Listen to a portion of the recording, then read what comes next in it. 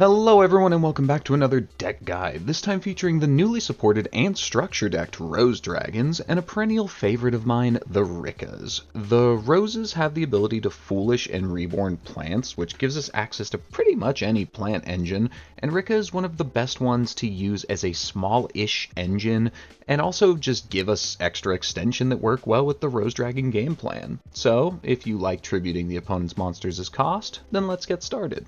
First up, the Roses form the core of the deck. They're a little weird, being primarily a 2-card combo deck focused on making Synchro 7s.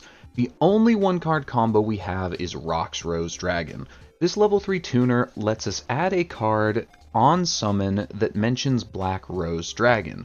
This is one of those archetypes without a cohesive name to them and a couple of distinctive sections of the deck, so it can't search everything, but it's good enough to get us there thanks to the new support. Rox also adds back to hand when a Synchro or Rose Dragon is destroyed to help a little with the grind game. Red Rose is simultaneously much better and much worse than Roxrose. When it gets used to Synchro summon, you can summon a Rose Dragon from deck, which can be the Roxrose, so it just counts as extra material, but you have to open an extender to actually use it. It can also add a couple of other cards that are pretty bad, so we're not playing either of them. Then White Rose is very important for the deck, but frustratingly it doesn't mention Black Rose Dragon, so it was previously unsearchable. If you normal it, you can special a Rose Dragon from your hand or grave, or if you have a plant or dragon tuner out already, you can special summon it, then when you synchro with it, you can Foolish a high level plant. That's how we're accessing Rikka in this engine. Twilight Rose Black Knight is part of our new support and buffs our plants as long as we have a synchro, which is nice for finishing out the game, but more importantly, when you normal or special summon him, you can special summon a plant or the OG Black Rose Dragon from grave. You can also modulate a plant's level up or down by 1, which gives us access to our level 6 synchro.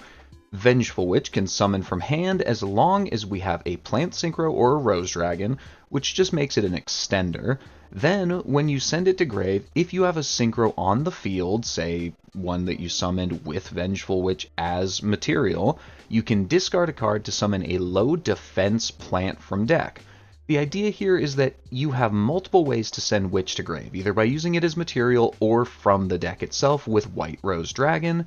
And then, when you send it to grave, you can summon Rose Knight from the deck to Reborn the Witch, which then lets us access a Synchro 6, 7, or 8 thanks to Rose Knight's modulation effect. There's no plants at 8, so we aren't playing any, but 6 and 7 are both very important for us. We play 3 of each of these because Venge is an extender / 2-card combo piece, and opening a level 3 tuner is super important, so we don't mind opening Knight as a normal summon, even if it is our worst normal summon. For spells, we have the new Black Rose Garden, which does so much for us. It can add a Rose Dragon from deck to hand, it makes all face-up monsters, including your opponents, become plants, and if destroyed, it burns your opponent for a bunch. So we can search this off of Roxrose, activate it, search White Rose, which is what now makes Roxrose a 1-card combo. There was previously no way to get to White, so you couldn't actually make a Synchro 7. But now we can, which is awesome. Then it just hangs out, making our material requirements easier because we do have some cards that require a plant tuner, and turning our dragons into plants makes that a little bit easier to achieve. And it also lightly floodgates our opponent, which is pretty cool. Some decks can't play if all of their monsters are plants. You just have to remind them of material costs once in a while if they forget that they can no longer summon something that takes a spellcaster tuner or something like that. Lastly, for the Roses is 2 copies of Basil Rose Shoot. So this is an extender that lets us summon a Rose Dragon from hand or grave. You can also just be cheeky and set it, then if it gets destroyed, you can summon out a Black Rose or a card that mentions it from grave or banishment. So this is kind of just here because you can search it off of rocks if you already open Black Rose Garden, and it helps you extend by either using this during the draw phase to summon a Roxrose from hand so you can't get drolled and you save your normal summon, or just saving it in hand to summon something from grave after you get interrupted. Things like that. It's not the best extender the world's ever seen, but it's not too bad. Onto the smaller Rikka engine. This Plant Xyz archetype is focused on tributing both your monsters and your opponents. Starting with Princess, who can special herself from hand for free, but you can only summon plants while she's out. This just lets her be a 2-card combo piece, which is a good start. But we're not done yet. She can also negate a monster effect, but it is a little conditional. You have to have a Rikka on board, then tribute a plant, and shuffle her back into the deck from grave or hand to negate. This deck creates a bit of a control loop that lets us search and use this every single turn to help us grind, which is pretty powerful, especially in a format that's a little bit slower like Genesys, where you get multiple turns to use that control loop. Then we play one Petal, which can start the Rikka engine, but not the Black Rose stuff, so, we don't want to play 3 if it doesn't get through the entire combo. But it does search a Rikka monster and lock you into plants for the rest of the turn. Just as importantly, and maybe even more so for this version of the deck, if you have no monsters or all plants on your field, say with Rose Garden on the field, on the opponent's end phase, Petal summons itself back from the grave to your field. This lets you search Princess going into your main phase and gives us something to tribute for her cost to get our negate online. Over and over, every turn, just for the entire game. That's kind of our control loop. Helps us out a little bit with that grind game. Lastly, for monsters, we play one Mudan. She starts the engine. That's how we access it. She can tribute a plant to summon from hand, and when summoned, lets you search a Rikka spell trap from deck to hand. We Foolish, then reborn her off of the Rose engine most games, but it is nice that if she is in our opening hand, we can just find something to tribute to get her out anyways. Glamour is an extender that lets you search a Rikka monster, or tribute a plant on the field, search a Rikka, then search any other plant that has the same level as the Rikka you searched. The only targets for the empowered version are going to be Princess and Witch. But that's okay, because both of those special summon from hand, which gives us access to some interesting plays. Lastly, for spells, we have one Con, which is the most important thing in the Rikka engine and the big payoff for it. This field spell lets us set a Rikka spell trap from deck as long as we have a Rikka monster on field, but then plant locks us. Even more importantly, it lets you tribute an opponent's monster as cost to activate a Rikka effect. So, if you, say, have Con on field and Princess in the grave, you can activate Princess, tributing their monster to negate another one of their monsters, which all sorts of good stuff like that. It's kind of crazy. It lets us naturally out towers and other problematic protected monsters. Last up is Rikka Sheet, which is what we want to set off of Con unless we need Glamour to extend. This trap lets you target a monster to make it unable to activate effects for the turn. It's kind of weird since it's not quite a negate, but it's not a bad effect. More importantly, you can empower it by tributing a monster when you activate it to take control of the target until end phase as well. So, with Con, this becomes tribute one opponent's monster to take control of a different one, which is backbreaking to most decks. That leaves us with 10 cards for non-engine, and we have a ton of points to play the nastiest hand traps we can. 3 Drolls and 3 Nibs end games. Ash is a lot better in Genesys than in Advanced, and is just an efficient use of our points, and 1 Mourner covers the last 3. Then before we get into the extra deck, I just want to mention a couple of other things you could play to customize the deck if you wanted to. Cloister is a Rose Dragon extender that just gives you a special summon of a rose or a plant from your hand. It fills a similar niche to Rose Shoot, but lacks the extra utility. You can play it if you want even more extension, but I don't think it's necessary. More involved is the Therian engine. If you play plants at all, you probably know how this works. If you can search Lily, she summons out by equipping a plant from grave, then you can send a card to search Discoliseum, and then activate it to search Regulus. Regulus summons himself out by equipping Lily from the graveyard to get an Omni-Negate online. We can search Lily off Glamour by including Snowdrop, which can be a weird extender on her own.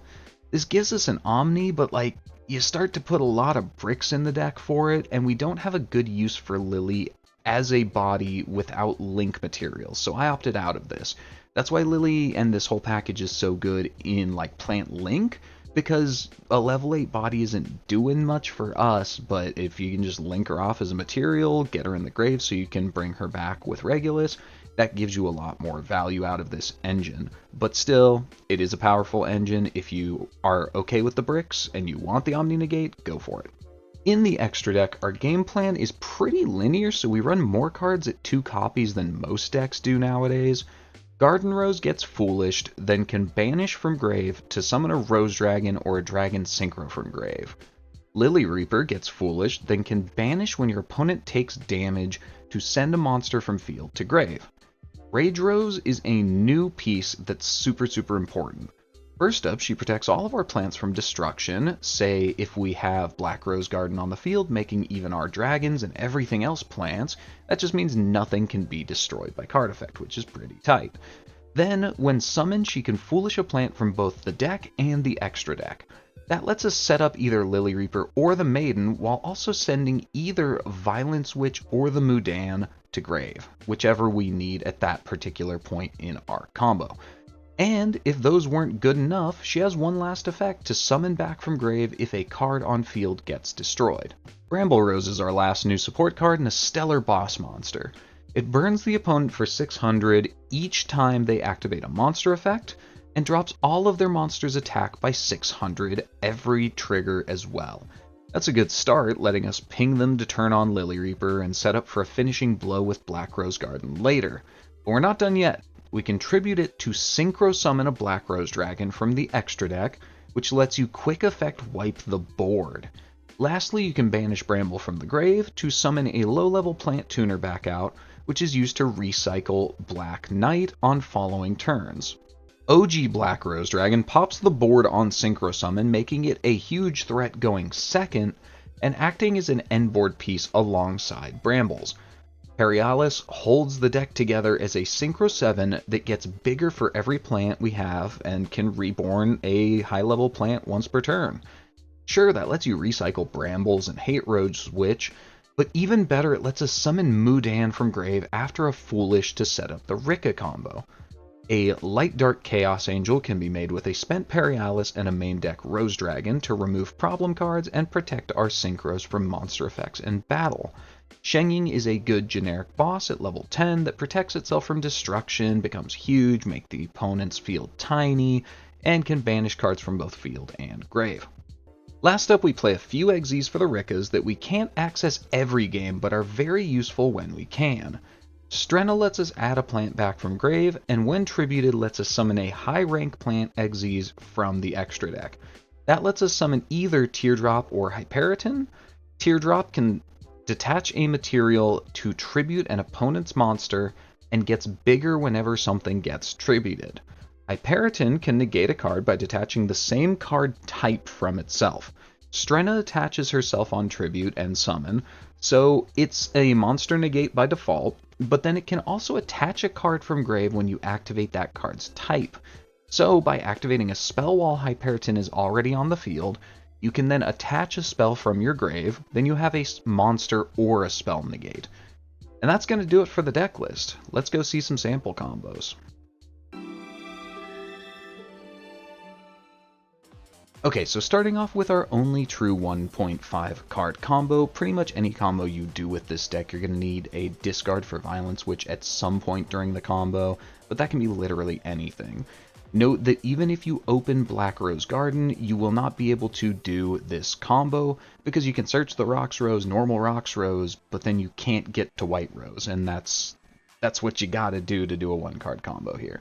Either way, the two cards are consistent enough that it's still pretty good, but let's stop yapping and get started.